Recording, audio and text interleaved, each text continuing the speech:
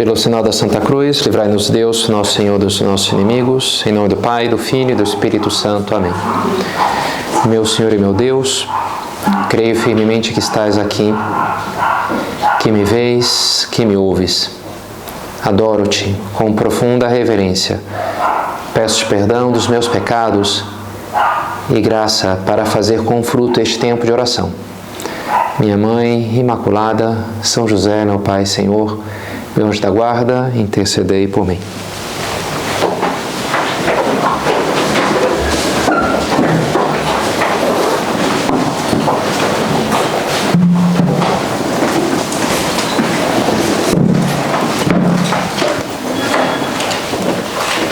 Não há nada de novo debaixo do sol.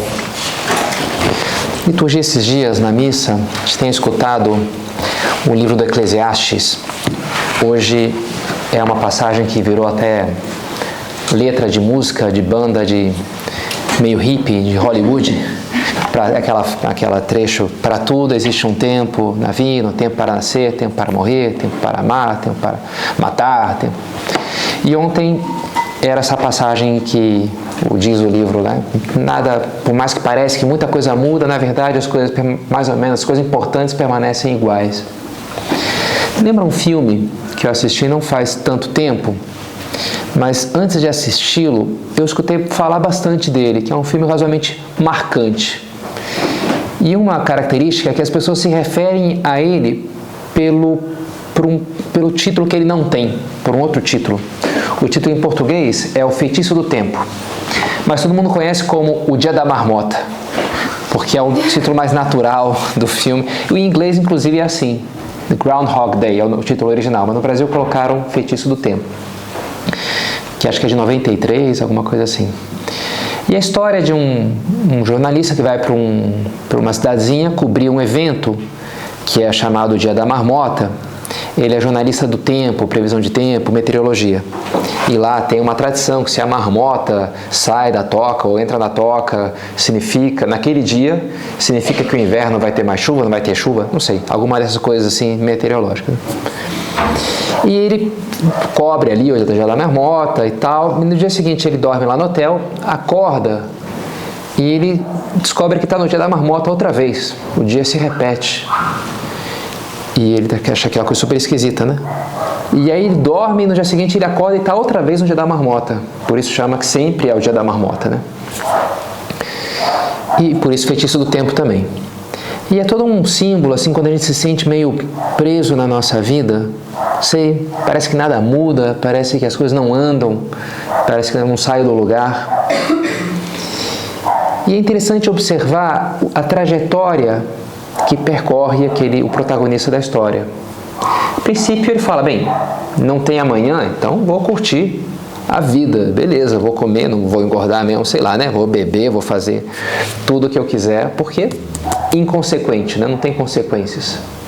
E ele passa lá vários dias vivendo assim, mas chega uma hora que aquilo já não lhe satisfaz mais, é um negócio meio bobo viver assim, né?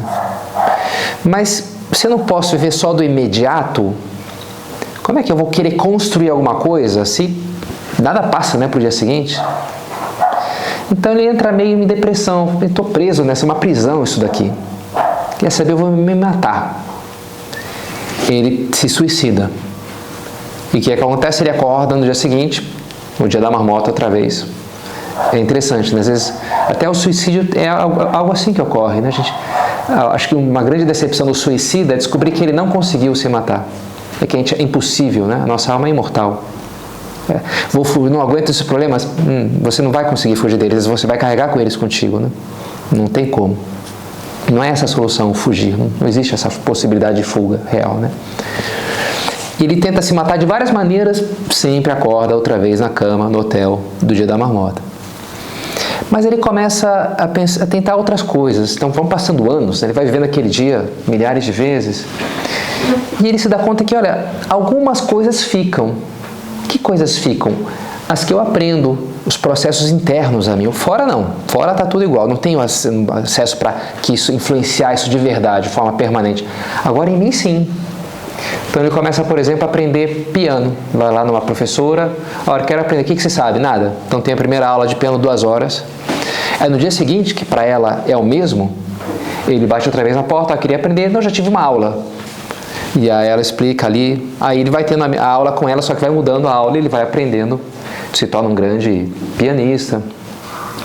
E começa também a investir nesses processos interiores de mudança, não só em coisas assim mais técnicas, mas a sua personalidade. Ele era um cara arrogante, egoísta, começa a se dedicar mais aos outros, tenta ajudar lá o mendigo que morre num acidente, tenta fazer não sei o quê. Começa até a se interessar mais pela ajudante dele lá, a jornalista, que ele desprezava, e vai descobrindo que é uma mulher impressionante, muito bondosa, muito... E aí sim, o dia dele vai melhorando. Cada dia ele vive um dia um pouquinho melhor, se doa mais aos outros, se dedica mais aos demais. Usa as habilidades que ele aprendeu nesses anos ali para tornar feliz ali uma festa, toca lá uma música no piano. Até que chega uma hora que ele vive um dia tão bom que ele fala, olha, esse dia estou tão satisfeito hoje com esse dia que eu vivi, com todas as coisas que eu fiz, foi do começo ao fim um dia assim, tão maravilhoso, né? Que se eu tivesse que passar a eternidade vivendo outra vez esse dia, eu estou topando. Eu não acharia ruim, não. Porque eu estou tão feliz comigo mesmo, E aí ocorre, né? É o spoiler, perdão. Que ele acorda, então aí vira. Ele acorda no dia seguinte e o dia virou. Não é mais o dia da marmota. Ele transcende o feitiço do tempo. E é muito interessante, né? Essa coisa do que realmente transcende, o que eu posso fazer, que realmente é significativo, que tem algum valor, que vai mais além dessa prisão que pode parecer às vezes que é a minha vida. Estamos tendo essa série de meditações sobre os dons do Espírito Santo. A última foi sobre o dom da ciência. O dom da ciência que nos leva a enxergar a beleza potencial das coisas e das pessoas. E de uma maneira me faz inclusive me empolgar, que eu posso tirar algo de sobrenatural desse momento de estudo, dessa convivência familiar. Isso é o dom da ciência. Olha, aqui tem um valor sobrenatural escondido de trás dessas circunstâncias aqui. Agora, esse dom tem um dom irmão, segundo explica Santo Tomás de Aquino, que nos faz não só ver o valor daquela situação, o valor sobrenatural de uma realidade humana, mas faz-me ver como eu posso incorporar ganhar aquele valor. Não só o quanto aquilo vale, mas o como eu faço para, de fato, aproveitar aquilo. Que é o dom que nos cabe hoje comentar, que é o dom do conselho. Conselho, saber ter a ação certa. Isso aqui, faz isso daqui. Um escritor, ele dizia que nós precisaríamos de ter 2 vidas. Uma primeira só para aprender a viver. A segunda já valendo. Não, agora já sei como é que esse negócio funciona. Pode rodar, agora está valendo, beleza, né? Já foi o treino, agora é para valer. Acho que ajudaria, né? Mas talvez se a gente tivesse 2 vidas de fato, acho que a gente ia dizer, não, precisaria de 3, sabe? Tem coisas que só aprendi na segunda vez. A gente é meio cabeça dura, né? Precisaria de 3. E quem diz 3 diz 4, enfim, aí é o dia da marmota, né? O cara tá lá, 1 milhão de vidas, né? Para até ele entender. Mas o fato é que só tem uma, né? Como diz a Epístola aos Hebreus, só se morre, só se vive uma vez. Mas a boa notícia é que a gente tem quem nos aconselhe. E a gente tem não só, a experiência das outras pessoas que podem nos orientar pela vida, bons mestres, mas temos o próprio Deus, temos o Espírito Santo, temos esse dom, o dom do conselho. Jesus nos prometeu, o Espírito Santo vos guiará. Prometeu para aqueles apóstolos, ele vai guiar vocês. E é importante que a gente tenha fé nisso, porque é verdade, porque é assim. A gente toca, às vezes, na direção espiritual, circunstâncias muito patentes. Também lia num livro, uma história dessas mais impressionantes, de um padre nos Andes peruanos. E ele estava lá, naqueles caminhos que ia atender uma cidadezinha lá e outra, no meio das montanhas, no meio do nada, né? E aí uma hora ele se deu conta que ele tinha se perdido naquela ondulação ali dos montes, já no pé ali da cordilheira, e ele falou, bem, não sei mais para onde ir. Então ele soltou o seu cavalo, se entregou ao instinto do cavalo ali, bem, vamos ver, né, onde é que essa coisa vai. Aí já estava escurecendo, já se viam as estrelas, e ele viu uma luzinha, uma casa, e foi para lá, para pedir abrigo, pelo menos para passar a noite debaixo de um teto. E ele bateu a porta lá, uma cidadezinha, uma casinha de nativos, meio índios ali, né? Peruanos. E ele explicou, olha, a situação, me perdi e tal. E o índio que abriu a porta falou, olha, disse assim, eu achei interessante no espanhol, não andas perdido, padrecito, o diminutivo, né, muito típico assim, não andas perdido, padrecito, es la divina, a divina providência, quem te traz, a divina quem te traz aqui. Mi mamacita, minha mamãezinha, né? Hace dias que não para de rezar para que vinieras. Está muito malita, entra nomás. Malita, né? Minha mãe está muito malzinha, está muito mal. Minha mãe está dias que está rezando para que o senhor viesse. Entra, por favor. E de fato ele entra, está uma senhora já nas últimas, agonizando. Tinha rezado muito porque ela não queria morrer sem se confessar, sem ser atendida por um sacerdote. Ele atende ela e de fato ela morre poucas horas depois. E as últimas palavras que ela diz são: ele papacito lindo, papaizinho lindo, né? Deus Pai, me ha escutado. E morre, né? Deus me escutou as minhas orações. Uma mulher de fé, né? Do meio do nada, me leva para um padre, não pode, vai chamar um padre, não tem como. Então, que a montanha venha a Maomé. Então ela reza lá, né? E pior que vem, né? E vem lá um padre do nada, né? Para confessar ela antes dela morrer. E é interessante, né? Como ele se deixa guiar e dá certo, né? E a coisa funciona. Coisa extraordinária, não há dúvida, uma história um pouco surpreendente. Mas olha, talvez a gente possa tocar algo dessa experiência em coisas muito ordinárias do dia a dia. Uma pessoa com vários afazeres me comentava isso, que várias vezes ela sente com um instinto, um impulso, não, agora é melhor eu fazer isso, e isso aqui eu vou fazer depois. Agora eu vou tentar, e como tipicamente, olha, tinha que ser aquela hora para eu fazer isso, depois eu pude fazer essa outra coisa, de fato encaixou, mas ali tinha que ser aquilo. Eu não soube muito bem por quê, mas eu fiz e deu certo. É um pouco essa ação do Espírito Santo. Fala para coisa, pergunta, liga para aquela tua amiga, tem essas coisas assim, né? Fala, tenta fazer esse fim de semana, faz tal coisa. E depois a gente faz, uau, impressionante, né? Não tinha noção impressionante que ia ser assim. Talvez, se a gente tem fé, sabe, a gente pode ir pela vida, talvez colecionando um pouco essas histórias. E vale a pena, né? Vale a pena. Fui lá, falei, o Scott Hahn, nesse livro Todos os Caminhos Levam a Roma, ele diz isso, né? Fazia tempos que não via um amigo lá, vou lá visitar, antes de ir embora daqui do colégio. E ele chega, começa a bater papo com aquele amigo, e ficam ali horas, e conversando, e lembrando, e ele diz, olha, mas quando eu cheguei, estava saindo, né? Que por onde eu acabei com o teu plano, a gente está aqui já 1h30. Aí o amigo começa a chorar. Fala, cara, por que você veio hoje? Por que você veio nessa hora? Fala, não sei, estava aí, não sei, né? Bateu na telha, eu vim. Cara, sabe onde é que eu estava indo? Eu estava indo com uma corda me enforcar numa árvore, porque eu cheguei à conclusão que minha vida não faz mais sentido. E aí ele conseguiu dissuadir, né, um amigo dele de se suicidar, uma presença completamente, né, não planejada, digamos assim, mas foi lá. Não sei, coisas assim acontecem, né? O Espírito vos guiará.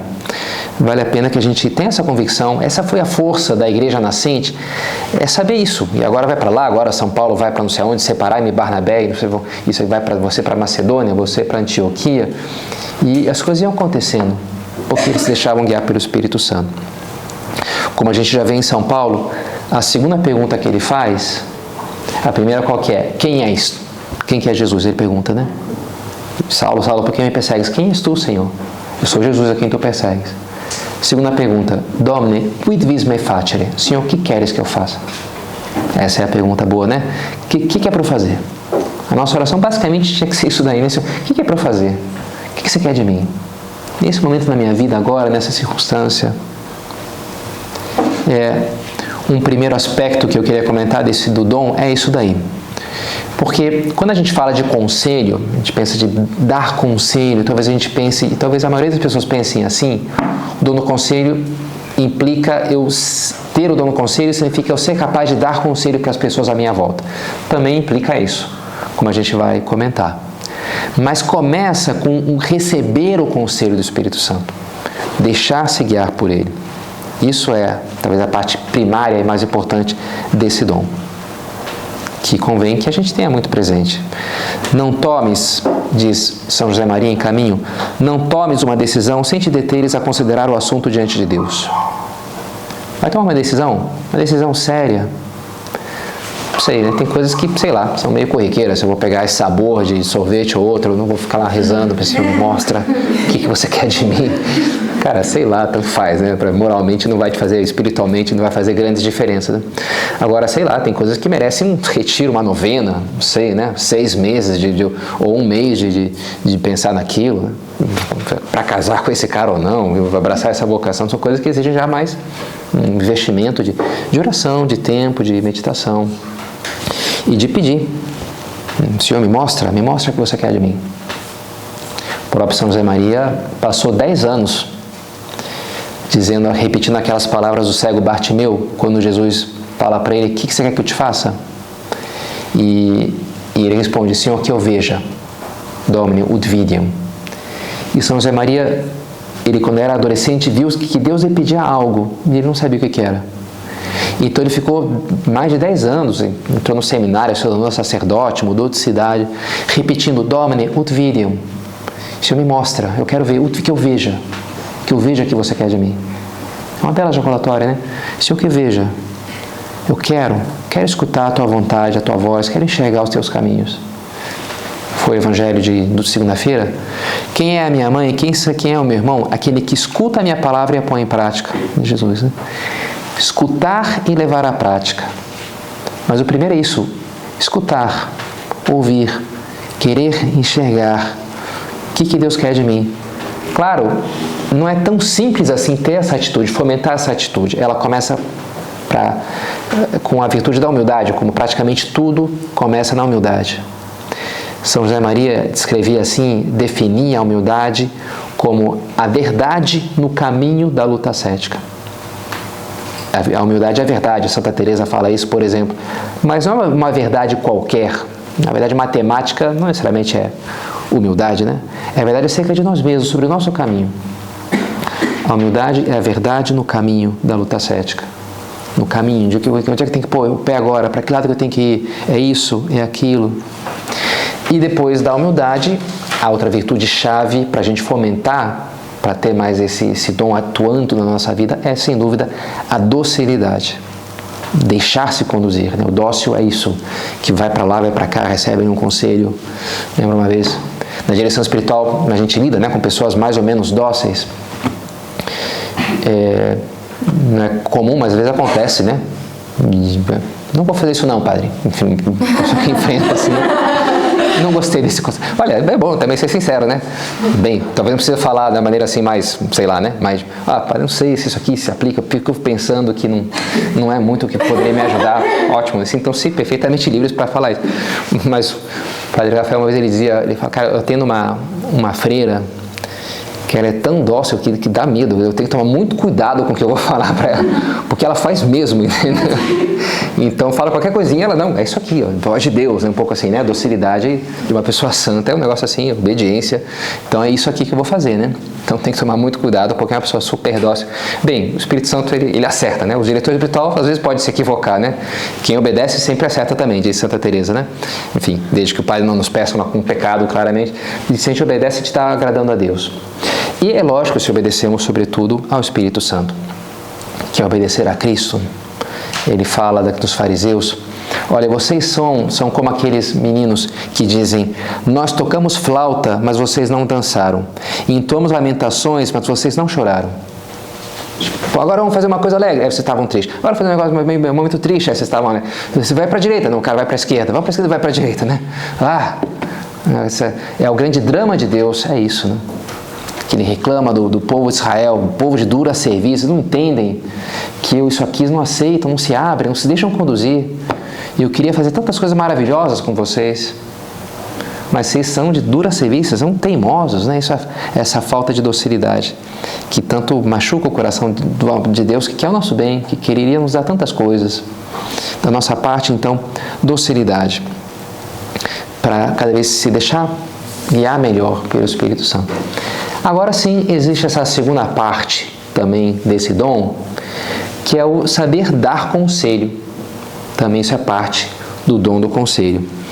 Tem alguns santos que brilham especialmente por isso. Em geral, todos os santos foram muito dóceis na sua vida aos mandatos de Deus. Agora, alguns foram especialmente bons no dar conselho. Tipicamente são os santos que foram pastores, sacerdotes, como Curadars, né, o dom que talvez o que mais chama a atenção, Felipe Neri, Padre Pio, Dom Bosco. Eles tinham esse dever de dirigir almas e eram santos, então Deus se servia deles para falar coisas assim, bastante extraordinárias. Curadars tinha coisas na biografia dele, ia lá, uma pessoa do nada dizia, olha, você tem que fazer isso, fazer aquilo, você tem que... Como assim, né? O dom do conselho. Ele nem era muito inteligente, por isso chamava atenção. Ele quase não conseguiu lá se formar na teologia, porque não aprendia direito o latim, ele era bem limitado intelectualmente. Agora, em questões morais, se colocava para ele as situações mais intrincadas, que tem situações intrincadas na moral, tem várias ferramentas que a gente mais ou menos tem que conhecer, voluntário direto, cooperação material com o mal, essas coisas assim, então se é a proporção nisso, naquilo, então é lícito ou não é lícito, é obrigado ou não é obrigado, tem coisas que são complicadas mesmo, né? Mas se colocava ele a situação mais difícil, ele sempre dava no cravo, porque ele tinha esse dom do conselho. Não, aqui a pessoa tem que fazer isso, não, aqui ela tem que ir por esse caminho. E sempre ajudava então as pessoas a encontrar o seu lugar. E todos nós temos que fazer isso. Bem, eu peço todos os dias esse dom a Deus pelo meu ofício, né? De orar depois da missa eu peço logo antes da missa o dom do conselho.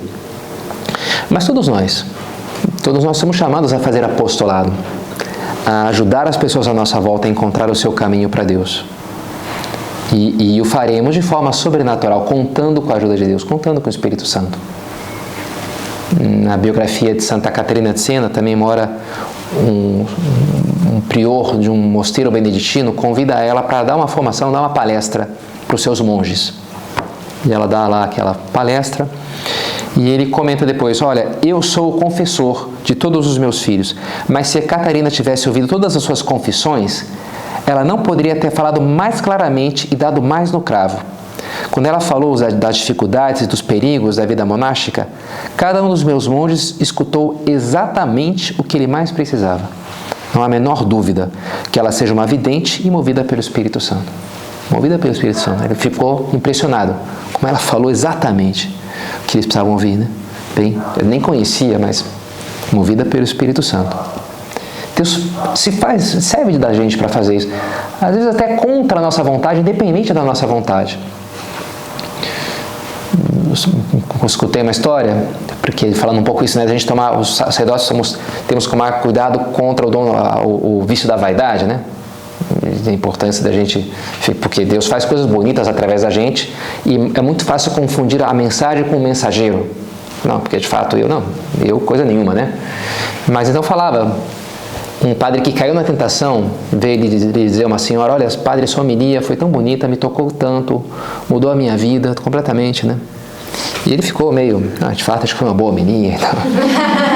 Mas qual foi aquela parte que eu falei que mais lhe ajudou, né? Assim, não sei, né? Para eu saber. Padre, foi uma hora que o senhor estava falando, aí o senhor pegou o seu lenço, porque eu precisava... Aí eu vi que, nossa, aquele lenço está tão branquinho, e a minha alma deve estar tão suja com os meus pecados. Aí eu falei, eu tenho que me confessar. Aí eu me confessei. Então foi isso que me ajudou, porque não foi muito, né? Claro, Deus pode se servir da burra de Balaão, aparece no Antigo Testamento, lá ele profetiza através de um burro. Pode usar qualquer um de nós, né, para falar as coisas mais elevadas. Mas também é bom se a gente põe um pouco da nossa parte, pelo menos, né, de quando eu for falar com alguém, de rezar, de procurar estar na presença de Deus, procurar ser essa pessoa que sabe conduzir as demais, né? Deus quer se utilizar da gente para isso. Um filme que eu assisti há alguns anos, apareciam vários tipos de anjos lutando lá pela alma de um pai e uma filha, e tem várias categorias. Um deles chamava-se em inglês The Pathfinder, o que encontra o caminho, o explorador. Achei interessante esse título, né? Encontrar o caminho para as pessoas. Olha, o teu caminho é esse. Isso aqui é só teu ponto de luta, é aquilo ali. O que você precisa enfrentar é isso daqui.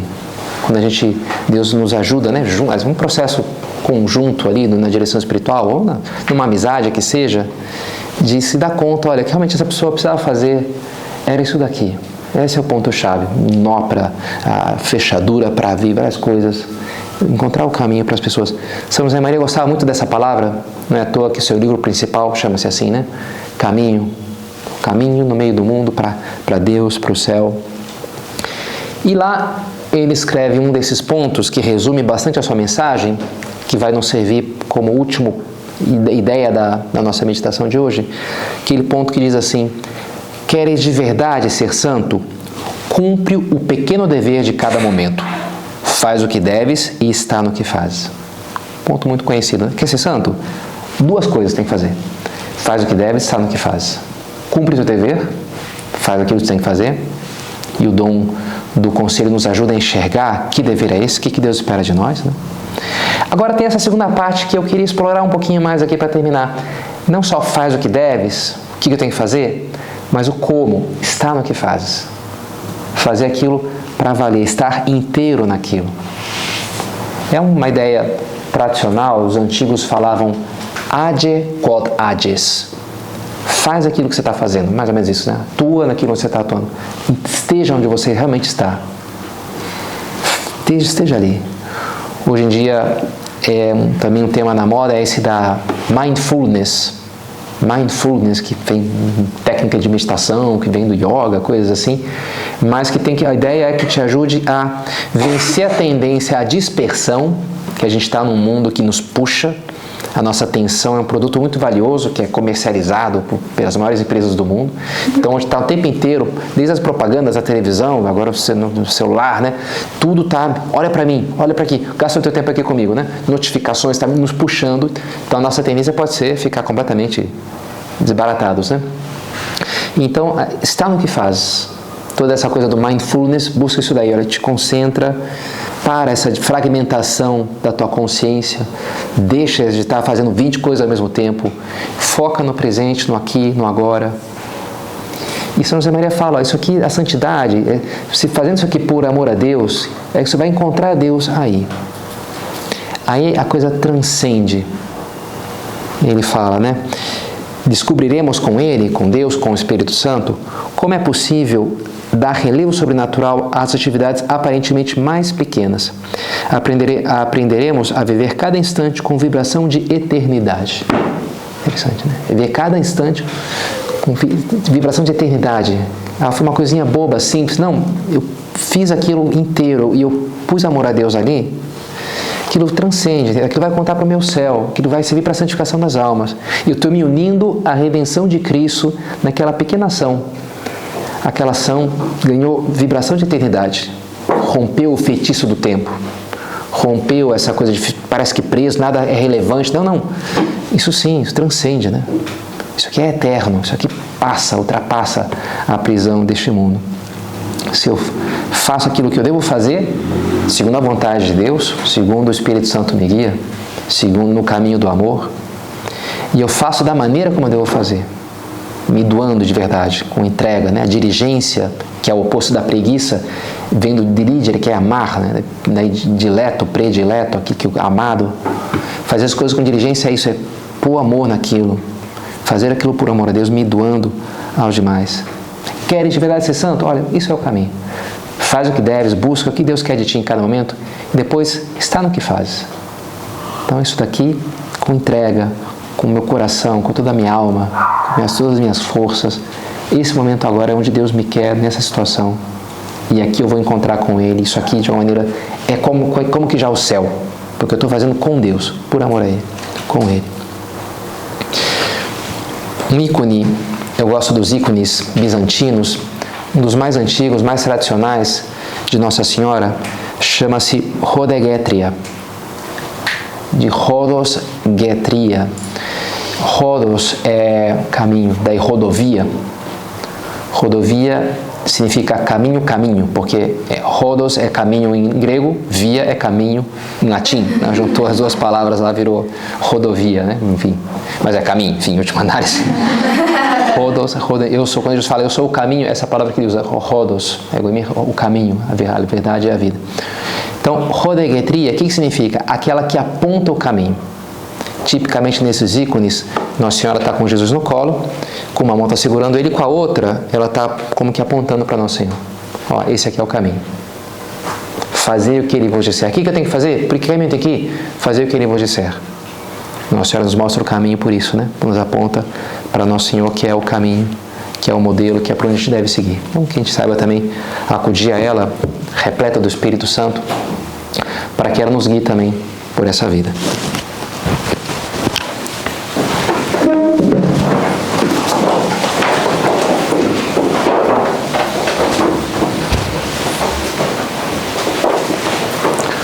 Dou-te graças, meu Deus, pelos bons propósitos, afetos e inspirações que me comunicaste nessa meditação.